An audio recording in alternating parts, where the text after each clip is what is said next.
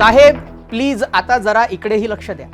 तुकाराम मुंढेंना आम्ही असं का म्हणतोय माहिती आहे? कारण ज्यांच्याकडून अपेक्षा पूर्ण होण्याची खात्री असते ना, सर्वसामान्य माणूस त्यांच्याकडेच आशेनं बघतो. आज अख्ख्या महाराष्ट्राला तुकाराम मुंढेंकडून किती आशा आहेत हे नव्यानं सांगण्याची गरज नाही.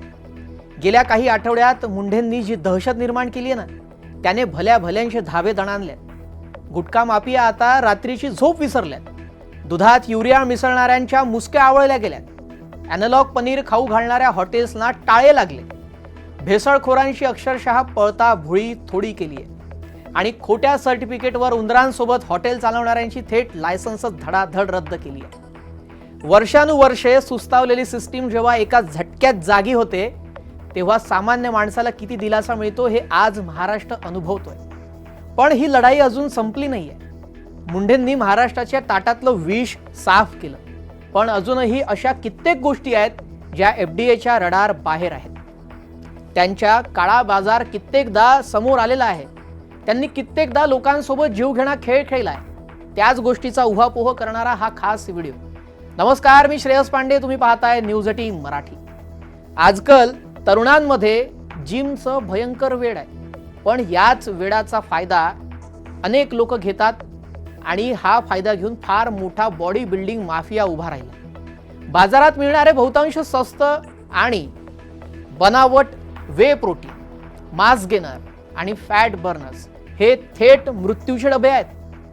आतमध्ये प्रोटीनच्या नावाखाली स्वस्त पावडर, घातक स्टेरॉइड आणि प्राण्यांची हाडं यात मिसळली जात असल्याच्या बातम्या अनेकदा येतात.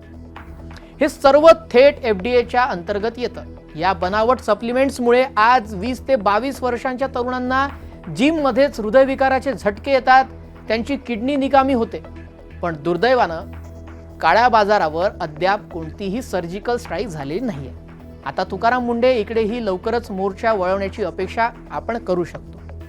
FDAच्या रडार बाहेर असलेला दुसरा विभाग म्हणजे सौंदर्य प्रसाधने अर्थात मेकअप किटचा आहे.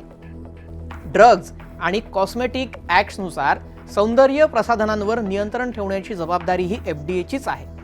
आज गल्लोगल्ली स्वस्त्यात मिळणाऱ्या फेअरनेस क्रीम, लिपस्टिक, बनावट ब्रँडेड शॅम्पू आणि परफ्यूमचा हजारो कोटींचा काळा बाजार बिनधास्त बिनदिक्कत सुरू आहे. अमुक क्रीम लावा, 8 दिवसात गोरे व्हा, अशा जाहिरातीही सर्रासपणे आपण पाहिल्या असणार. गोरेपणा देणाऱ्या या बनावट क्रीम्समध्ये पॅरा आणि अत्यंत घातक स्टेरॉइड असतात. आता थेट परिणाम याचा असतो तो म्हणजे त्वचेवर आणि त्वचेच्या कॅन्सर आणि कायमचं विद्रुपीकरण. हा महाभयंकर कॉस्मेटिक घोटाळा अद्याप या रडारच्या बाहेरच आहे. महिलांच्या जीवाशी खेळणाऱ्या या बनावट कॉस्मेटिक फॅक्टऱ्यांवर FDAचा हातोडा पडणार का हे पाहणं महत्त्वाचं ठरणार. मुंढेंच्या रडार बाहेर राहिलेला तिसरा विभाग म्हणजे क्लाउड किचनचा आहे. मुंढेंनी बड्या हॉटेल्सना दणका दिलाय, हे अगदी योग्य झालं. ऑनलाईन ॲप्सला तंबी दिली आहे, पण ऑनलाईन फूड डिलिव्हरी ॲप्सवरून लोक जे जेवण मागवतायत त्यातील अनेक पदार्थ क्लाउड किचनमधून येतात. या क्लाउड किचनचं कोणतंही प्रत्यक्ष हॉटेल नसतं. एखाद्या अंधाऱ्या कोंडत आणि अस्वच्छ गल्लीत एकाच छोट्या खोलीमध्ये 5 ते 6 वेगवेगळ्या ब्रँड्सच्या नावानं जेवण शिजतं. इथे ना स्वच्छतेचा पत्ता असतो ना कुणाची देखरेख. धक्कादायक म्हणजे यातील बहुतांश किचन्समध्ये साधं FSSAIचं लायसन्सही नसतं. म्हणजेच सगळेच क्लाउड किचन्स असे असतात असं नाही आहे. काही स्वच्छता आणि शुद्धता जपतात, पण कुणावर विश्वास ठेवावा, आपण करावी कुठून, असा संभ्रम ग्राहकांमध्ये कायमच असतो. कारण व्हिज्युअली चकचकीत दिसणारे हे किचन वास्तवात कसे आहेत याचं मूल्यमापन कोणताच ग्राहक करू शकत नाही. त्यामुळे याबाबतही मुंढेंनी नवीन नियमावली काढली तर नवल वाटून घेऊ नका. आता मुंढेंच्या रडार बाहेर राहिलेला चौथा विभाग आहे ते म्हणजे सी फूड आणि मटण मार्केटचा. मुंढेंनी दूध, पनीरवर अत्यंत कडक लक्ष केंद्रित केलंय, ज्याचं सर्वत्र कौतुकही होतंय. पण महाराष्ट्रातला एक फार मोठा असा वर्ग मांसाहारवाला आहे. आज बाजारामध्ये मिळणारी मासळी जास्त काळ टिकावी आणि ताजी दिसावी म्हणून तिला फॉर्मेलिन लावलं जातं. हे तेच केमिकल आहे ते जे शवागारामध्ये मृतदेह सडू नये म्हणून वापरतात. दुसरीकडे बॉयलर कोंबड्याचे वजन झटपट वाढवण्यासाठी त्यांना अत्यंत घातक अँटीबायोटिक्सचे डोस दिले जातात. हे केमिकल थेट आपल्या पोटात जातं. मांसाहार मार्केटमधील या जीवघेण्या केमिकल भेसळीवर अद्याप कोणतीही मोठी धाड पडलेली नाहीये. मुंडे याच केमिकल माफियांचा पर्दाफाश करतात का, हेही पाहणं महत्वाचं आहे. बरं, मुंडेंच्या रडार बाहेर राहिलेला पाचवा आणि सगळ्यात महत्वाचा विभाग आहे खोट्या जाहिरातींचा. 10 दिवसात 10 किलो वजन कमी करा, लगेच उंची वाढवा, मधुमेह कायमचा, हात तुमचा मुळा सकट घालवा, अशा भंपक जाहिराती रोज आपल्या डोळ्यांसमोर आढळतात. ड्रग्ज आणि मॅजिक रेमेडीज ऍक्ट अंतर्गत अशा जादुई आणि खोट्या दाव्यांवर बंदी आहे. बरं, तरीही ट्रेन्समध्ये मुतारीत अशा जाहिराती सर्रासपणे आपल्याला पाहायला मिळतात.